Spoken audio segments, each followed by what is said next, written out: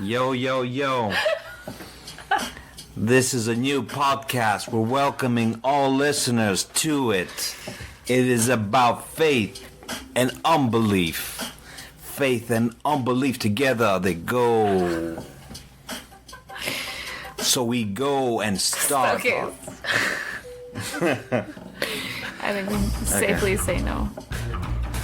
Got a beard and it's looking something fierce. Having beers with one peers and talking rap careers. Reflecting on the years, connecting on the tears. Shipwreck faith ain't always as appears. I'm bringing you fresh music, I'm bringing fresh ideas. I'm bringing you the dudes in the indie music biz. Chilling after shows and talking about the pain with people who learned how to face it and be sane. Sipping on a brew, doing interviews. No topics off the table, but we focus on breakthroughs. So kick up your feet, we're gonna put it in check. You're listening to Brews, Beards, and Shipwrecks. 1, 2, a mic check, stone bounce, Royal Ruckus on the scene just to announce. We got the brews, we got the beards, tasty interviews for your ears to hear. 1, 2, a mic check, stone bounce, Royal Ruckus on the scene just to announce. We got the brews, we got the beards, tasty interviews for your ears to hear.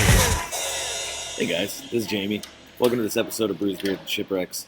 This is going to kick off the brand new version of Brews, Beers, and Shipwrecks. I'm streamlining the format a little bit, and I'm going to be pulling in some content from other interviews that I've done on other people's podcasts and radio shows over the last couple of years, as well as a whole bunch of new people I want to introduce you to on this podcast. It's going to be a lot of fun. We're changing up the format a little bit. Let us know what you think, and hopefully you will like it and share it.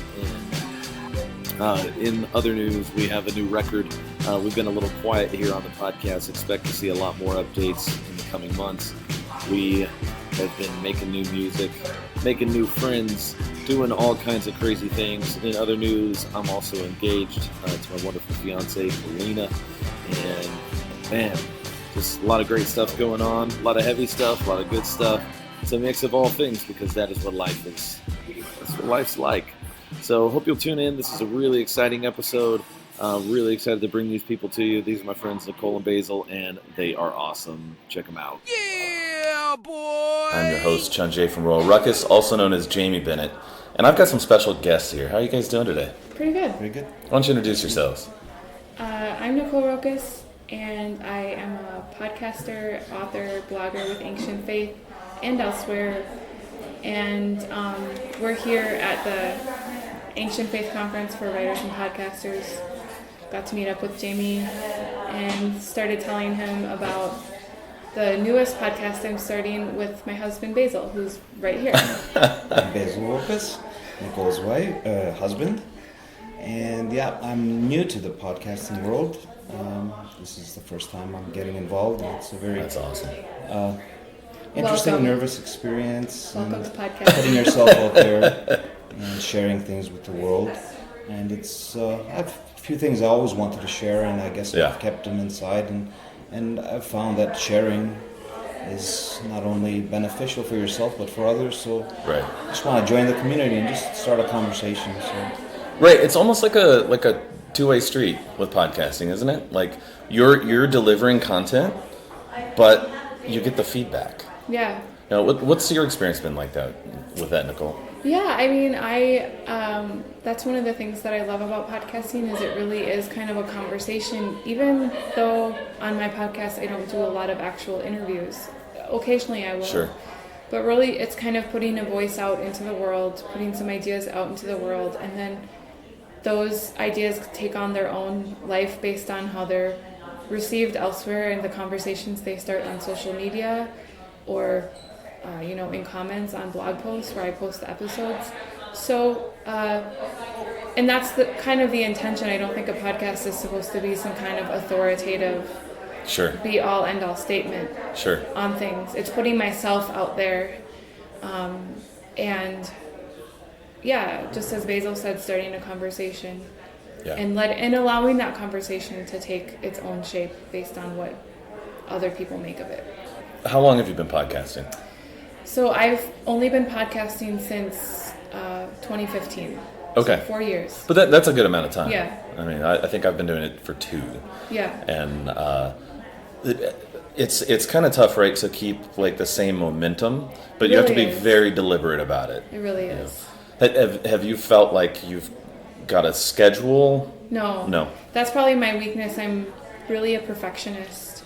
On my podcast, Time Eternal, I try to do a lot of different things. I involve a lot of different voices and sounds and mediums and just different approaches that are out of the box, but it also ironically takes a lot of time to produce. Sure. And so starting this upcoming school year, I'm trying to move back towards shorter episodes that I can put out more consistently and save my sort of heavy-hitting creative license ideas for a more occasional basis when I have the time and energy to produce something in more of a longer form. Right.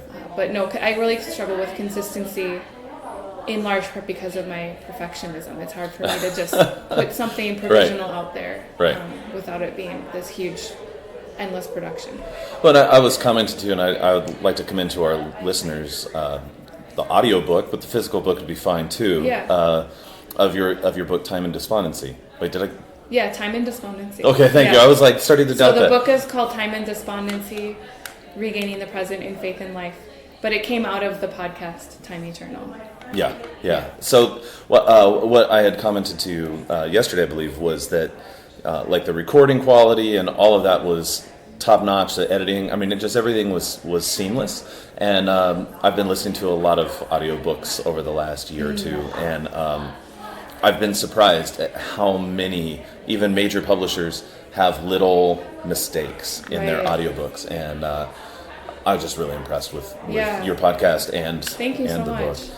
I think Audible is kind of raising their standards of what they'll allow on their.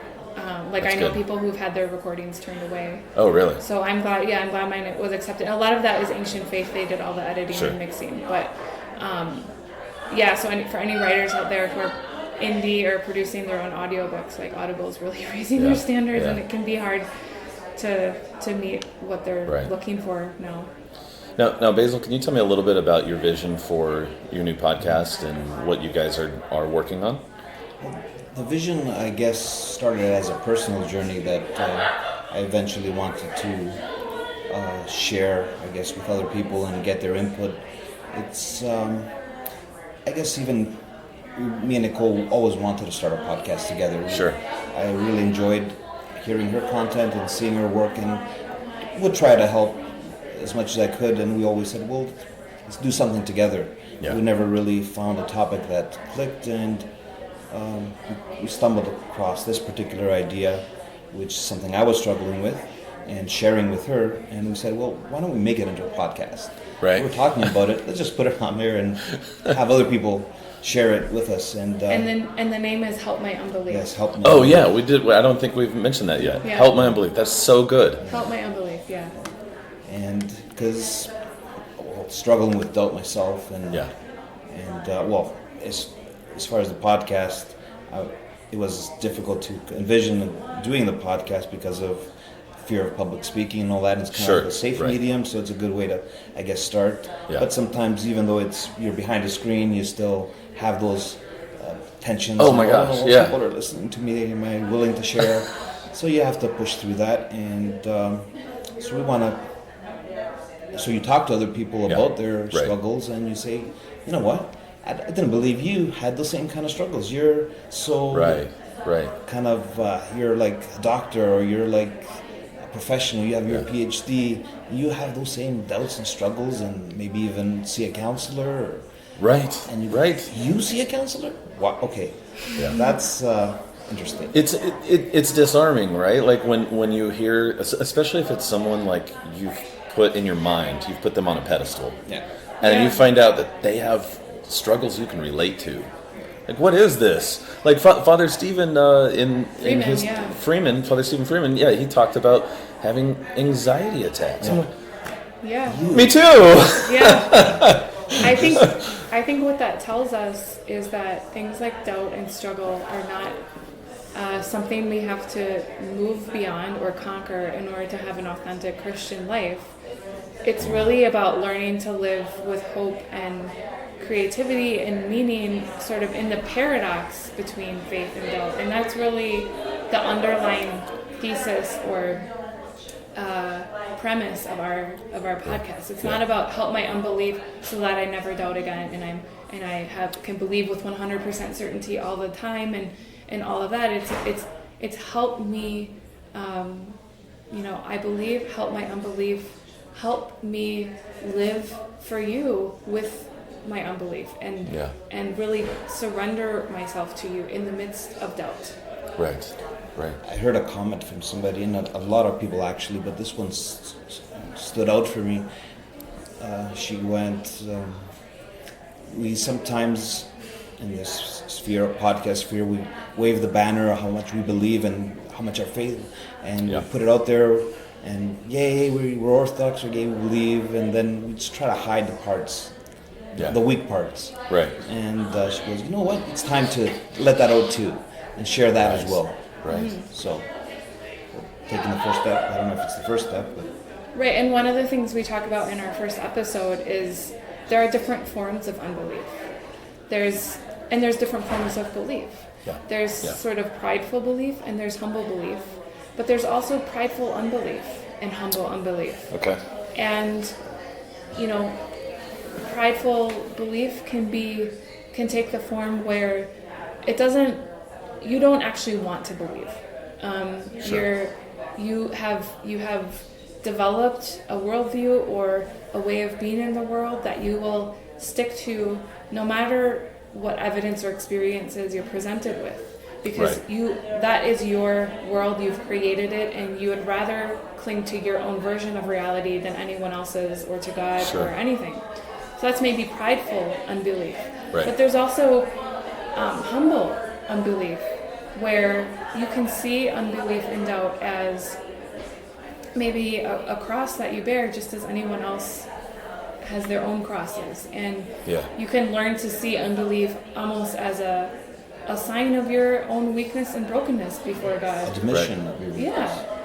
Admitting the truth. And so then that becomes a vehicle of turning to Christ and needing Christ and clinging to Him. What does that look like for someone struggling with unbelief? What does it look like to cling to Christ and to say to God, Lord, I believe, help my unbelief? That is, for me at least, not only a temporary struggle. I've thought about it a lot, and sometimes we think of doubt and unbelief as little momentary struggles in our faith, in our journey, like little peaks that hopefully we deal with and then we can go on. Yeah. But I've come to realize that doubt and unbelief are part of the journey, and I'm not sure how to describe it exactly, but it always goes hand in hand with faith. It's a lifelong, it's part of the journey. It's not just little momentary things. Oh, I had a lapse in faith that time.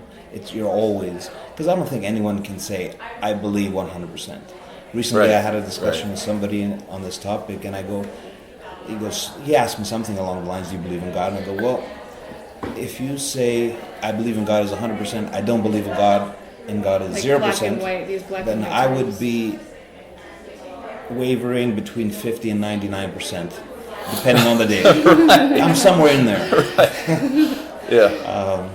So I strive to get closer to 99, and this is another thing. What I truly believe, I've come to believe, is we're never going to reach that 100%. Eternity is, and thank God, 99, honestly, thank God.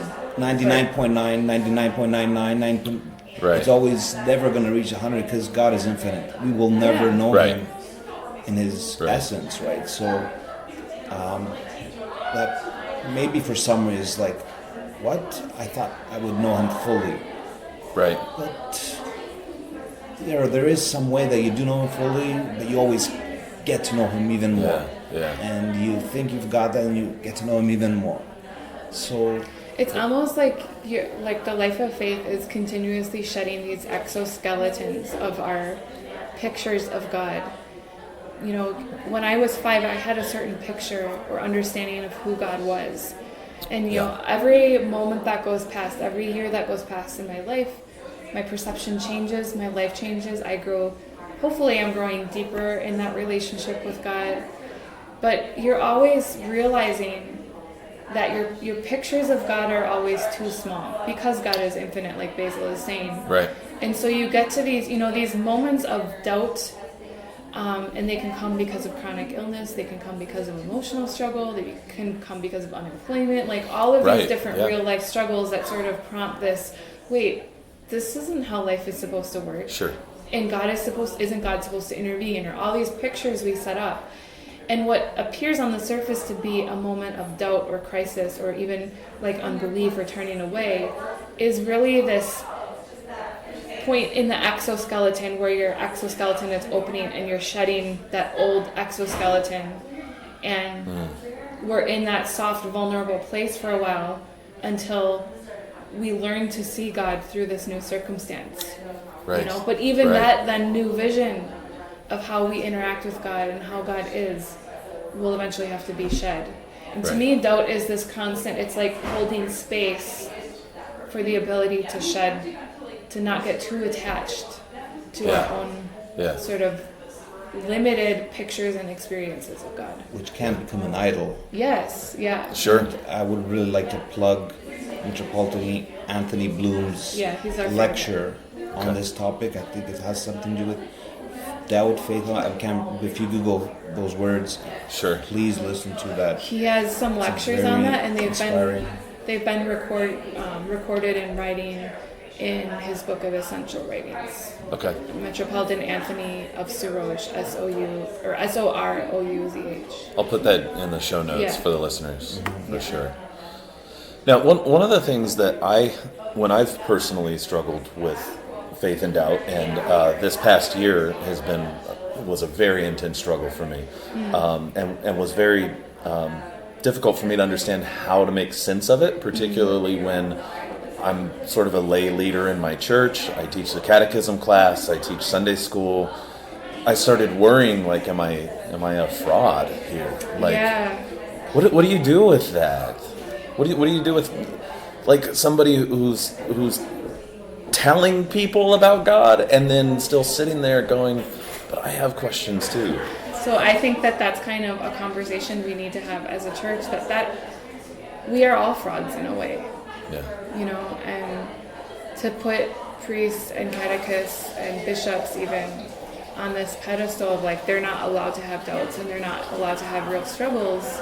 I mean, this is why you see that priests and people in pastoral positions struggle more than the average with mental health issues. Is because they feel they're not able to be themselves or share their struggles. So what were you going to say?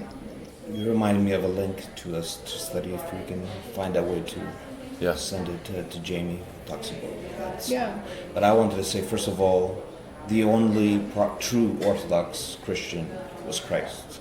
Everyone else is imitating him. Let's keep that, first of all, in mind. And personally, I guess, been on this journey for a while, went to seminary at some point. And I was just reflecting on how I began that journey, and I kind of began that journey from a place of unresolved shame. And I've been thinking a lot about that, listening to Father Stephen talk about shame. And so like seminary as a way to try and cover your shame. I'm not sure, because it's been such a long journey. I went to seminary 2002, so I'm still trying to figure it out. But Father Stephen Freeman said something. Do you remember the quote? Humility is not how we deal with our excellence. It's how we. Humility is demonstrated not in how we face our excellence, but rather in how we deal with our shame. Face our shame, You have to find that quote. And his point was like, if someone compliments you and you're like, humbly, thank you so much. Well, that's easy. Easy when someone's complimenting you and you can feel the satisfaction of you actually did a good job and you know you're good at what you do. But it's when in those moments when like you feel completely inadequate as a human being. That's where where do you go from there? That's where you begin to practice humility. Right. Because I've been also a catechist and have felt those strong moments where I am a fraud, I am imposter. What am I doing there? Am I leading people to hell maybe? Like that the feelings are that intense, and I'm not sure how to explain it. So maybe sometimes I've set myself a high image of myself too high, and then I realize at some point, I set the bar too high, and like no one else is actually expecting. Yeah, not only they're not expecting it, but there could be some element of pride in there too. Yeah, because like, okay, who did I think I was to begin with, right? Right. And I'm starting to realize it. So it's kind of like it started off with pride, and now you're realizing it, and you're feeling the shame. But it's also a good reminder that hey, maybe you have to kind of backtrack a little bit, just calm down, and realize where maybe what's happening in here. Yeah. And just take a break and realize that sharing what you just shared, and other people share the same thing, and you realize we're all in the same boat. Yeah. And just, have a spiritual father, as you say, and just have a community, and things will resolve it. What have been the I don't want to say answers, but like what have you come to in that kind of struggle? Whew. Do you like how I just turned the tables? Oh no! That's what you got for interviewing a podcaster. Right. I was already nervous up front about this because you are a pro. No, yeah. I mean, I don't know. I think for me in the wrestling, it's been finding God in the unexpected places, and so like I wrote a song for my new record called "I Sent You These," and it really captures sort of my process in basically the long and the short of the song is I am paying tribute to lots of people who I've seen struggle in the world and how they've been faithful and pressed on even when everything was pushing back against them. I sent you to all the people struggling to make ends meet, sacrificing for your kids to keep the family on its feet. To my brothers raising kids when your lady left the fam, the lady standing strong when your man broke up the plan. To my boy grown sprouts with his baby mama, sun and water and some love, sparing all of the drama. This is for my friends who really screwed it up, but I'm trying to make amends and get out of the rut. Cause life ain't so simple, we ain't always get it right. Sometimes there's a window if we looking for the light. To my friends on the street just trying to survive, if concrete makes a bed, then your prayers are probably sighs. If I make my bed in hell, how will God find me there? If your life isn't just, so is there help for your prayer? I send these. Want you to know that I care, so I'm sending this out. Quit your desert to your life in the season of your drought. We got the faith and we got the hope. We got the love and the beats are dope. Want you to know that I care, so I'm sending this out. Quit your desert to your life in the season of your drought. We got the faith and we got the hope. We got the love and the beats are dope. To all the people struggling to chart life's course, sacrifice without despair and giving praise unto the source. To the mom and dads who kept it all together for the kids, through the weather storms and tethered forms and baby hissy fits. To my brother married young and been faithful all these years, to the bride of his youth and the fruit of their prayers. To the faithful sons and daughters who may never have married, but the life and times and burdens they so tirelessly carried. This is for my friends who were raised by grandma Grants, for every big sister who was actually an aunt. Cause life is kinda scary, keep an eye out for the helpers. Sometimes you find an angel on skid row by the shelter. To my friends spreading love to the shut-ins down the block, if concrete makes a path, then love could make you knock. If I make my bed in hell, will I see the sun rise? Ask God to show his face, it seemed that he replied, open up your eyes. And by the end of the song, I'm exhausted and saying, I basically ask God to show his face. And he responds to open up your eyes. That everybody that I just talked about, I saw his face. I saw icons of Christ in all of these people. And so I guess I don't know that that's really the answer, right? Like I don't. That's why I don't like the word answer, but I can't think of how else to. How have you made how have you made meaning? Like what has been the meaning that's emerged from? We're all kind of in the same boat here. Even whether Christian or non-Christian, religious, non-religious, we're all facing some of the same struggles and difficulties in life and just trying to make sense of things. And here in this Christian world, we're saying we see something very special in the person and work of this historical figure, but something that's greater than a historical figure, something that breaks through and transcends that. The story we tell is almost too absurd to be made up, right? And the testimony of the apostles and their faith to seal their testimony in blood. Like, these are the deposits. These are the heroes of faith that we have. And so, for me, I find a lot of strength in looking at those things because I don't always have the faith. I don't always feel like I could be that guy to stand strong to the end. But I know people who have, and I know people who grasp that. And I find strength in that too. So I guess my answer is I find strength in the faith and even the struggles of other people. Yeah. There's also, the verse too, that my strength is made perfect in weakness. Yeah. Which, is kind of cliche, but it's also very true. I don't think it's about, it's not about like being the strong victor. It's about owning your weakness and allowing Christ to shape it. Yeah. Allowing Christ to be present within your weakness, whatever that looks like, and however that allows you to comfort others, or whatever can come of that. I had two thoughts from what you said, Jamey. Sure. It was beautiful. One is I had a similar thought to what you said. How can you see Christ until you see Christ in the other and others around you? Because we are all living icons of Christ, and sometimes we don't take the time to find the Christ in others. Right. And until we kind of see Christ in them, we won't see Christ. Right. And the other thing that came to mind also is how many saints that we revere are on their deathbed, and their disciples come and say, "Give us a final word, Father." Right. And they respond, "Me? I don't even think I have begun to repent." Yeah. Right. So So many of them. Yeah. And they go, "All right, okay." No, I agree. I find a lot of strength in that, and it's a weird paradox of strength and weakness. Mm-hmm. It reminds me a bit of how I envisioned graduate school. I did my master's and PhD, and I guess as a Christian, I went into graduate school feeling a little bit inadequate, if I'm honest, and feeling like, intellectually there were certain gaps in my knowledge and gaps in who I was as a person.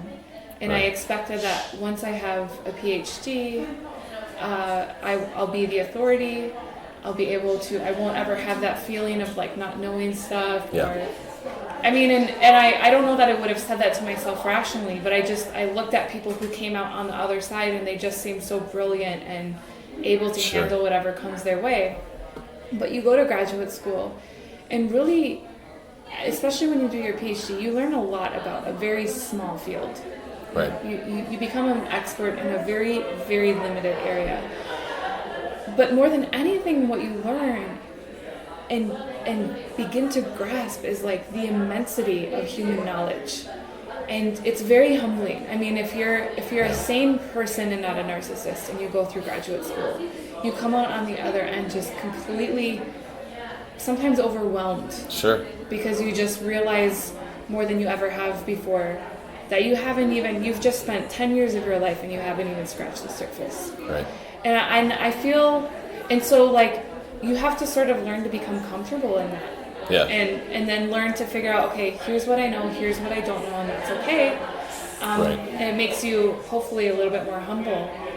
But I feel like faith is sort of the same way. We have this idea in our mind, okay, once I'm Orthodox for this many years, or once I, this year, this Lent is going to be, I'm really going to learn what I'm supposed to learn. I'm sorry, did you find your coffee? No. Is it red? Yes. There's one that has a black top and a Yeah, red yeah. thing, and there's a little black circle next to it out on the... Okay. Yay. So, faith is sort of the same way. I don't think we ever arrive. Right. And if anything, the further in we get, the bigger God seems. Yeah. The bigger the chasm seems between us and God on the one hand, and yet the closer He seems. Right. Right. Can I mention also something? Yeah, please. I was thinking something to bring up the category of saint that doesn't have a category, but maybe encompasses all categories, the Fool for Christ. Yeah. And I've always looked at that story, and that was always my favorite stories. And I've always thought of, that's a category that I would like to fit into one day. I'd like to be a Fool for Christ because I'm naturally clumsy and silly, and like I could fit into that. And then it's so free, right? Sure. And then you live that life a little bit, and you kind of be a little foolish, and then people start making jokes, and you accept it. And then the second joke starts to hurt, and then the third joke, I don't want to be a fool for Christ anymore. And then you realize, there's a real struggle in that. Yeah. And I love it. I don't know that Fools for Christ set out to be Fools for Christ. I don't know how It just kind of happens. It's something to really meditate. What do you want to be when you grow up? Full for Christ. Well, is there anything else you guys would like to share on this topic? The only thing I would just summarize, I suppose, is I heard something. We should open the conversation, not be embarrassed about our faith. I think sometimes we're a little embarrassed, and it's become a taboo to talk about Christ in public. Let's just fight through that. Maybe that's our way to be a fool for Christ. Just not be silly or do the foolish thing. Just be. Maybe that's enough. Just talk openly and not be embarrassed. Do your cross in public. Be able to just say the word Christ and not be embarrassed. Let's start with that, and let's bring it back into the public. And I think on the other side, maybe my closing word would be to also not be embarrassed about the unbelief. So you're talking about faith, and here's also the unbelief piece, which is, there's something to be said for living bravely and courageously in faith, but there's also something to be said for the kind of other side of the coin, which is that we don't have to do those things and force ourselves or see ourselves as completely put together. We're all becoming. Right. And that's the whole point. Right. And I don't think we can arbitrarily cut the doubt out of the conversation. It has to be integrated. And we're not like putting doubt as in we should all doubt, and if you don't feel doubts, you should feel more doubts. And all of that. Yeah. We're saying the sort of natural counterpoint of being a human is struggle and doubt. And that's a part of faith. It's not separate from faith. Yeah. Embrace the entire experience. Yeah, the full spectrum. I love that. Thank you guys for being on. Can you guys want to plug any social media, any links, anything? The podcast is called Help My Unbelief. It's through Ancient Faith Radio. We also have a Facebook page where you can contact us. And I'm Nicole Roccas. And I'm Basil Roccas. You can just pretty much find us wherever you are. We'll be there. You can plug in Time Eternal. If you're interested in the intersection between time and faith, my other podcast is Time Eternal. My book is Time and Despondency, which also ties in a bit with what we're saying. Very good. Thank you guys. And for the listeners who aren't aware, ancientfaith.com is a great resource to go to. There's blogs, there's podcasts, all that stuff.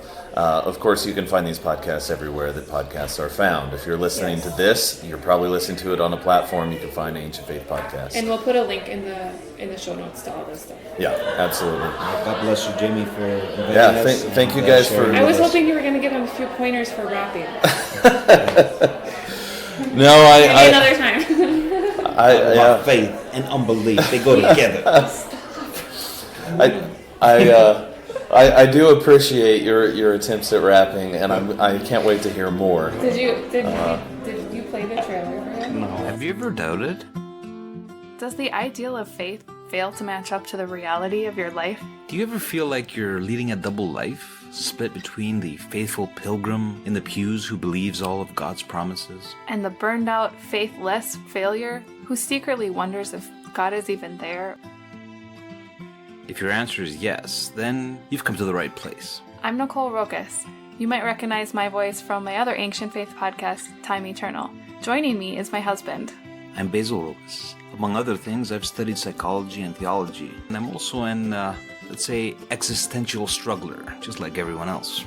On Help My Unbelief, we believe that faith isn't actually about believing, but rather learning to live with hope in the dynamic, creative paradox between belief and unbelief.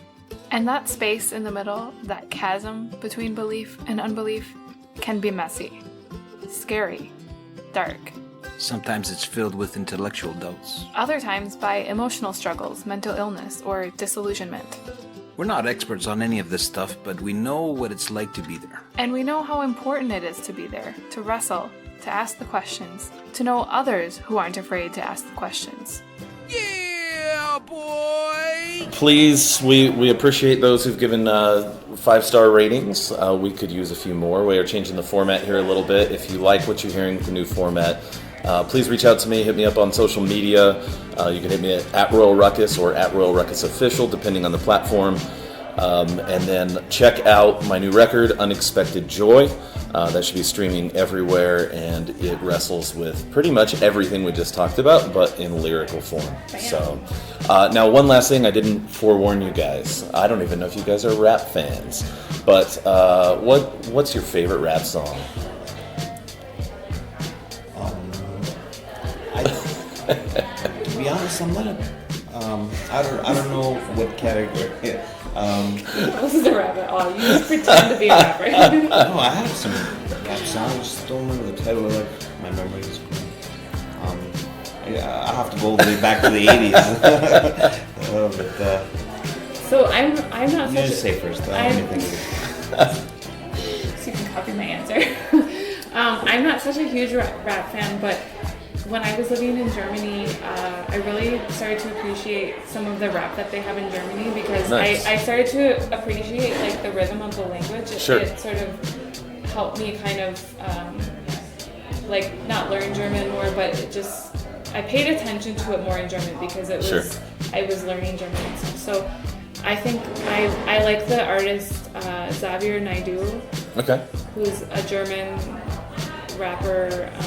I think like sort of vaguely Christian, but I don't know that you would know that by Sure. listening to him.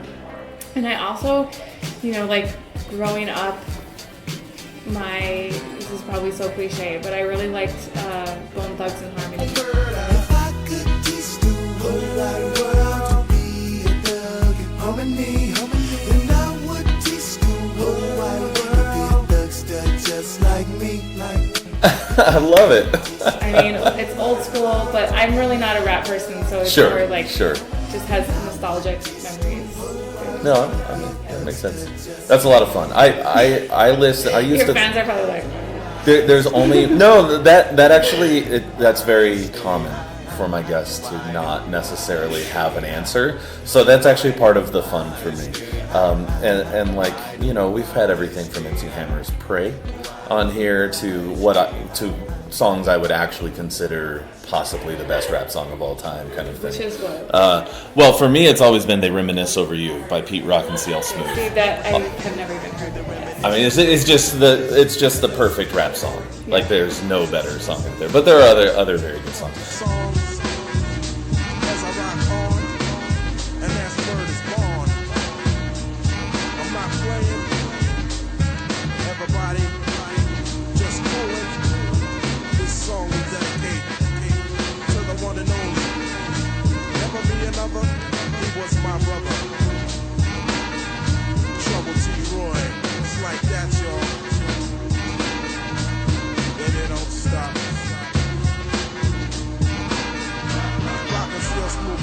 But on the German front, I'm going to have to check that out. Yeah. There is only one German rap group that I've ever listened to. It's called Fettes Brat. But I don't even know if they're still around. I used to do... German rap is a little different than Yeah. English rap. It's a different feel and different issues that tend to come up, but Well, I didn't understand a word, but I liked the rhythm Yeah. and the beats. yeah, So... and the rhythm is different. Like the things that they go for is just a little different. Pretty cool. Snoop Dogg, that's a rapper, right?